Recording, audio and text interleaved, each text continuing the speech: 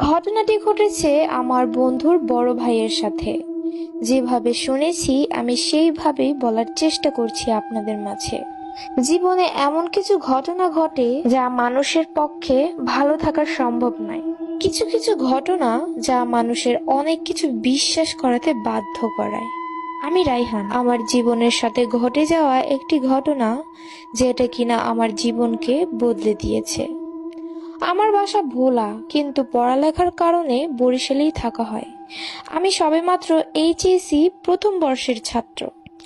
ঘটনাটি ঘটে 2002 সালের ফেব্রুয়ারি মাসের 25 তারিখে।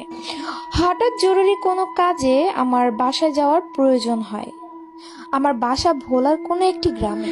জায়গাটির নাম সংগঠিত কারণে বলা যাবে না। বরিশাল থেকে আমার বাসা ভোলা যেতে প্রায় 5 ঘন্টা লাগে। ওই দিন বরিশাল থেকে বাসার উদ্দেশ্যে রওনা দিয়েছিলাম সন্ধ্যা 7:30টায়। আর বরিশাল থেকে ভোলার শেষ লঞ্চ 5:30টা। তাই ভাবলাম যথারীতি গাড়িতেই চলে যাব। বরিশাল থেকে ভোলা যেতে ভেঙে যেতে হয়, যারা গেছেন তারা অবশ্যই জানবেন। যাই হোক, শেষ গাড়ি ছিল 7:20-এ, কিন্তু আমি বাসা থেকে বের হয়েছি 7:30টা। আমি ভাবলাম অটোরিকশা বা মোটর সাইকেলে চলে যাব। বাসে যেতে হলে লাহারহাট যেতে হবে এবং লাহারহাট থেকে ফেরিতে প্রায় 2.5 ঘন্টা সময় লেগে যায় এবং লাহারহাটের বাস বরিশালের নদীর ওপর থেকে ছাড়ে। ঘটনাটা এইখান থেকে শুরু। নদী পার হতে আমি নৌকায় উঠলাম। বলে রাখা ভালো, নদীর পার হতে 3 টাকা ভাড়া লাগে।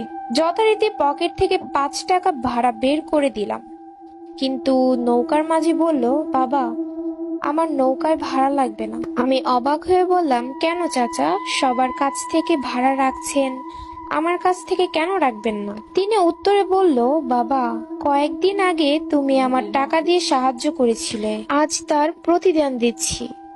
আমি অনেক জোরাজোরি করতেও সে নিল না। আমিও ব্যাপারটা স্বাভাবিকভাবেই নিলাম।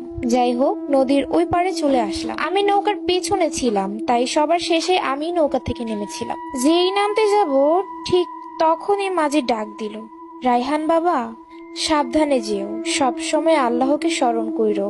বাবা, সাবধানে।